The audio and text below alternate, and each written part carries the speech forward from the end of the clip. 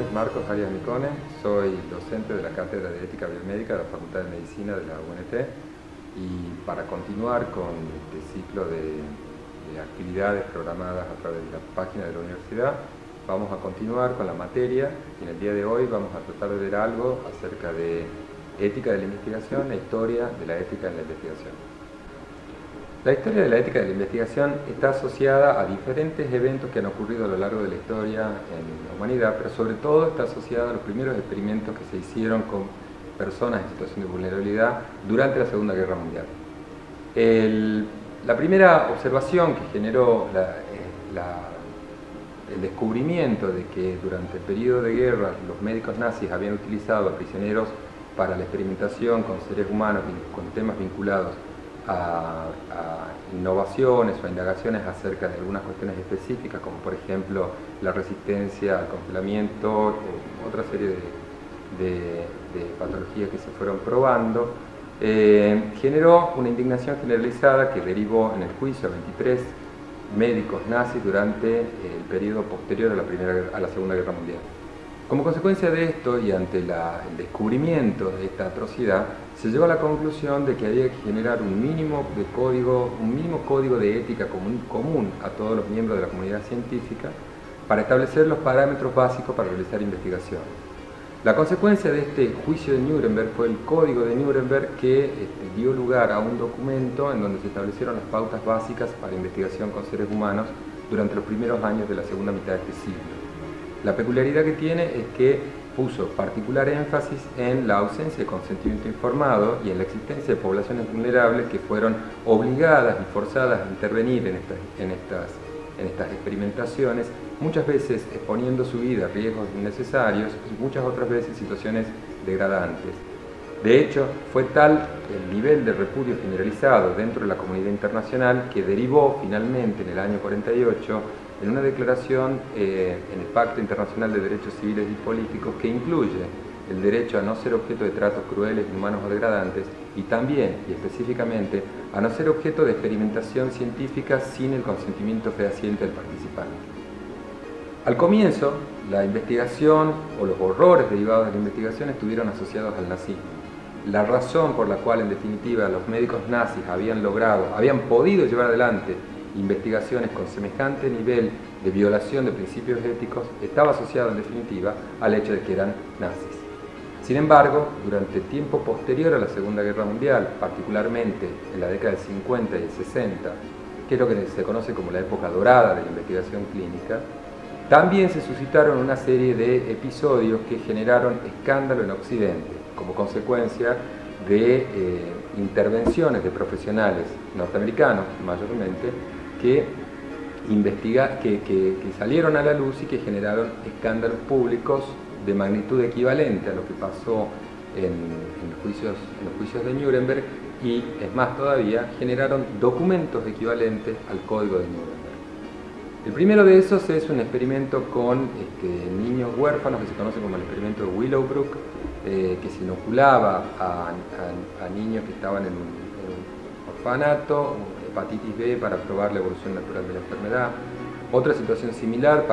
ocurrió con relación a un famoso experimento que se ocurrió en la localidad de Tuskegee, vinculado a la sífilis. Y la otra situación escandalosa a nivel social en Occidente ocurrió con el hospicio de ancianos, con una casa de larga estancia, diríamos hoy, de ancianos en el año 61 que le inoculaban células cancerosas. Todas estas situaciones se dieron a la luz a través de típicamente informes periodísticos, reportes periodísticos, y generaron una gran discusión dentro de la sociedad norteamericana. Como consecuencia de eso, se obtuvieron y se produjeron, en definitiva, algunos pronunciamientos oficiales, de los cuales el más importante de todos es la Declaración de Helsinki de la Asociación Médica Mundial en el año 64, como una respuesta a este escándalo producido por la propia comunidad médica, y también lo que se conoce como uno de los documentos fundacionales dentro de la ética principialista, que es el informe Belmont, que es el resultado de una comisión bicameral de Estados Unidos después del escándalo que ocurrió con Tuskegee, y que deriva en una serie de reportes que fueron publicándose periódicamente y compilados finalmente en lo que se conoce como Belmont Report, por el apellido del presidente de esta comisión bicameral. La importancia que tienen estos documentos es que frente a las situaciones de mayor escándalo dentro de la sociedad se generó una suerte de anticuerpo, podríamos decir, dentro de la propia comunidad científica que persiguió la generación de ciertos contenidos mínimos para considerar que la investigación pueda ser llevada a cabo adelante. Entre esos, una de las cosas que me parece deben destacarse es la Declaración de Helsinki, principalmente porque proviene de la propia comunidad médica. Es la comunidad médica la que desde el año 64 viene preocupándose y preguntándose por los requisitos éticos de la investigación científica y lo hace periódicamente. De hecho, la última reforma ocurrió en el año 2013 en una nueva declaración a la que se llegó después de 5 años de deliberaciones desde la última versión de la Declaración de Helsinki en el año 2008. Por otro lado, el informe Belmont tiene una importancia práctica y teórica fundacional para la bioética más conocida dentro de la región occidental y dentro de nuestro país, que es la ética principialista. El informe Belmont, junto con otros documentos teóricos, empiezan a hablar de los primero tres principios que después se van a terminar convirtiendo en 4 principios. Los principios de autonomía, beneficencia, no maleficencia y justicia. La consecuencia de estos escándalos que se produjeron a nivel internacional vinculados a la problemática de la investigación clínica derivó, en definitiva, en la generación de documentos normativos, en particular, como acabo de mencionar, la Declaración de Helsinki, en documentos teóricos como el informe Belmont, después producción teórica ulterior de Beauchamp y Childress, y la generación de los principios de la bioética, y entre otras cosas también pautas coordinadas y armonizadas dentro de toda la comunidad médica para guiar y orientar la investigación científica. De estas pautas adquiere mayor relevancia un documento normativo específico que son las pautas SIOMS, que fueron organizadas bajo el auspicio de la UNESCO y de la OMS desde el año 82 y con revisiones periódicas hasta el año 2016. Actualmente hay una versión de noviembre de 2016 que está en inglés y todavía no está aprobada. Se espera que en noviembre de 2017 surja la versión aprobada de las pautas SIOMS en español. Mientras tanto, de todo este conjunto de documentos y de la última pauta SIOMS aprobada de manera oficial, que es la del año 2002, surgen 7 principios que pueden considerarse comunes a todos estos documentos y que guían la investigación científica y los aspectos éticos de la investigación clínica, sobre todo la investigación clínica con finalidad de registro y en la que intervienen actores tan importantes como la industria farmacéutica. De esos requisitos, el primero, uno de los más importantes, uno podría decir, es el valor o validez social de la investigación que se realice. Esto apunta sobre todo a evitar investigaciones que se desarrollen en países periféricos o en países con pocos recursos y poca capacidad de reacción frente a la hegemonía de la industria farmacéutica y que esa falta de recursos pueda provocar, en definitiva, la generación de contenidos y de documentación o de contenidos que sean irrelevantes para la comunidad donde se realiza la investigación. Por otro lado, es necesario que tenga también la investigación una validez científica específica. No solo debe estar orientado a la producción de conocimiento y de una nueva intervención, una innovación sobre el estado del conocimiento que tenga un beneficio directo sobre la comunidad a la que se dirige y en donde se realiza esa investigación, sino que además debe estar sustentada en bases científicas suficientes, en un análisis del estado del arte que permita justificar una exposición a riesgos y la obtención de los posibles beneficios como consecuencia de esta investigación. No puede haber una investigación éticamente desarrollada si no está organizada con validez científica y metodológica, porque no sería un conocimiento útil o asequible para la comunidad. Por otro lado, como derivación del principio de justicia, también se sigue que es el tercer principio, una selección equitativa de los participantes de la investigación. Esto apunta a 2 objetivos. Por un lado, a que no recaiga todo el peso de la investigación en una comunidad determinada, y por otro lado, que los posibles beneficios derivados de la investigación se repartan también de manera equitativa en el reclutamiento de esos sujetos a lo largo de un espacio geográfico más amplio que los centros urbanos altamente concentrados. Además de eso, tiene que haber, y este es el cuarto requisito, una adecuada relación de riesgo-beneficio. un riesgo al que se expone el participante para la generación de un nuevo conocimiento, una nueva intervención o la validación de una nueva forma de acción terapéutica, diagnóstica, con relación a un participante, que no debe ser tan intenso que ponga en peligro su vida. Es decir, este equilibrio entre la evaluación de los riesgos y la evaluación del beneficio que se sigue de la investigación debe realizarse teniendo en cuenta el principio de autonomía que rige en definitiva toda la investigación científica y de la que proviene, en última instancia, los orígenes de las primeras declaraciones, desde Nuremberg a Helsinki en adelante, que es la idea de un consentimiento para participar voluntariamente en una investigación, en una experimentación o una investigación clínica. Si esto es así, este riesgo al que se expone el participante, si uno reconoce la dignidad del sujeto, lleva a que el interés del sujeto siempre esté por encima del interés de la comunidad científica o del mero interés del conocimiento. El objetivo es generar un conocimiento, sin embargo, no es necesario, o el objetivo no es que se exponga el participante a riesgos adicionales que son innecesarios. Otro de los requisitos, y es uno de los más importantes y de los que deriva en definitiva toda la importancia que se le ha dado al principio de autonomía dentro de la investigación clínica, es la necesidad de contar con el consentimiento informado y expreso del participante. La decisión de enrolarse o no en un determinado ensayo clínico supone la evaluación adecuada de parte del sujeto a partir de información provista por el profesional que interviene y que conduce la investigación,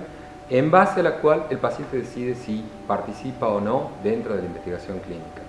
La importancia del consentimiento es central dentro de todos los documentos internacionales y dentro del paquete regulatorio de investigación clínica en la Argentina, a punto tal de que las investigaciones con aquellas personas que no pueden brindar su consentimiento están fuertemente condicionadas al cumplimiento de una serie de requisitos adicionales que intensifican, por un lado, la posibilidad de manifestar algún tipo de consentimiento válido y, por otro lado, una serie de requisitos de control más intensos que están a cargo de investigadores, de organismos regulatorios y de organismos controladores. En el caso, dentro del consentimiento adquiere importancia también el consentimiento con relación a poblaciones vulnerables. Las poblaciones vulnerables típicamente han sido objeto de experimentación forzada o de una experimentación que la ponía en una situación de desventaja excesiva. Sin embargo, la protección la decisión acerca de cómo proteger a estos grupos vulnerables no puede ser, en definitiva, no investigar con relación a grupos vulnerables. Grupos vulnerables tales como mujeres embarazadas, niños, niñas, adolescentes, pacientes con padecimientos mentales, requiere no de prohibiciones, sino de mayores requisitos para asegurar que el consentimiento sea expresión fehaciente de la voluntad y de la autonomía del participante y, en todo caso, generar conocimientos nuevos que sean acordes a las poblaciones vulnerables respecto de la cual se quiere realizar la investigación. Por otro lado, además del consentimiento informado, pero vinculado al principio de autonomía, también el requisito de una investigación ética para ser conducida de manera ética es la necesidad del respeto por las personas. La expresión respeto por las personas dentro de estos principios deriva del principio de autonomía, dentro de la idea de la ética principialista de autonomía, justicia, beneficencia y no maleficencia, pero se refiere puntualmente al respeto que merece el sujeto más allá de su mera condición de enfermo o de paciente. Se refiere a la tutela de sus datos, a la confidencialidad de los datos, a la no divulgación de sus datos cuando se publican esos informes, a la anonimización en la medida en que sea posible de esos datos, al derecho del participante a retirarse del estudio o del ensayo clínico sin ser objeto de represalias, a la posibilidad del participante de retirarse del estudio sin necesidad de brindar ninguna explicación. La sola manifestación del rechazo del participante a continuar en un estudio debería ser suficiente por el respeto que se le debe a la persona para hacer efectiva esa decisión y permitirle que se retire del estudio. El principio del respeto por las personas es un principio muy amplio que sobre todo tiene que ver con la continuidad y ejecución de una determinada investigación. En consecuencia, otro, y es el último de los principios, de los requisitos fundamentales para una investigación que sea conducida de acuerdo a valores éticos, es la presencia de un comité independiente de ética que supervise no solo el diseño del protocolo de investigación al momento inicial, sino también que supervise durante todo el trámite de recolección de los datos a través de monitoreos éticos periódicos digamos, al investigador y a los sujetos que participan en esa investigación, y además que este comité de ética intervenga al momento final de la publicación de los datos para poder validar toda esta secuencia anterior. La presencia de los comités de ética es también un requisito derivado de los documentos fundacionales, de los primeros documentos y de las primeras manifestaciones colectivas de la comunidad médica acerca de qué hacer para que una investigación pueda ser conducida de manera adecuada a estándares éticos internacionales. Finalmente, estos comités tienen una obligación central, pero una obligación que está afectada por su rol dentro del sistema interno de la organización de la investigación clínica, especialmente en nuestro país. Finalmente, me parece interesante hacer una pequeña mención al sistema de investigación o a la problemática vinculada a la investigación clínica dentro de nuestro país. Los actores de la investigación clínica están regulados en nuestro país a través de una resolución del Ministerio de Salud de la Nación y una disposición general de la Administración Nacional de Medicamentos y Tecnología Alimentaria, la ANMAT, en donde en líneas generales uno puede decir que hay 4 o 5 grandes actores de la investigación clínica. Los investigadores, por un lado, los patrocinadores y las compañías de la industria farmacéutica o asociadas a la industria farmacéutica, la autoridad regulatoria, las autoridades jurisdiccionales locales, o sea, la ANMAT en el caso de Tucumán, el CIPROSA o los organismos dependientes del Ministerio de Salud de la provincia, y los comités de ética. La labor de los comités de ética es fundamental dentro del diseño de la investigación clínica porque su finalidad primordial consiste en velar por el respeto de los derechos de los participantes. Los comités de ética son aquella organización multidisciplinaria, multietaria y de mayor dinamismo dentro de la investigación clínica. La particularidad que tienen, y por eso me parece interesante marcarlo dentro de la investigación clínica en la Argentina, es el múltiple origen de los miembros que intervienen en un comité de ética de la investigación. El comité de ética de la investigación no es un comité de pares, como habitualmente son los comités de docencia o los comités de tesis o los comités de pares evaluadores. Los comités de ética en la investigación, por la finalidad que cumplen, expresan la multidisciplinaridad, transdisciplinaridad e interdisciplinaridad de la bioética. Están conformados por abogados, dieticistas, médicos, metodólogos, enfermeros, gente perteneciente a la comunidad. Es un espacio múltiple de discusión acerca de aspectos éticos vinculados a la investigación con la finalidad primordial de tutelar y de proteger los derechos del participante. Es clave la formación dentro de estos comités de discusiones horizontales basadas en conocimiento científico y en la apertura a la discusión abierta dentro del seno de cada comité, y la publicidad de las decisiones de estos comités para formar a la comunidad y para participar hacia afuera del proceso de investigación. El rol del comité, además, tiene una función muy importante en la determinación de las obligaciones post-ensayo de los protocolos que se realicen en el ámbito de su propia jurisdicción, y es un tema que genera encendidas discusiones a nivel internacional. De manera que me parece que dentro de la investigación, dentro del espacio de investigación, reflejan no solo la importancia que tiene el principio de autonomía y la tutela de los derechos de los participantes, sino además el carácter esencialmente multidisciplinario que tiene la bioética.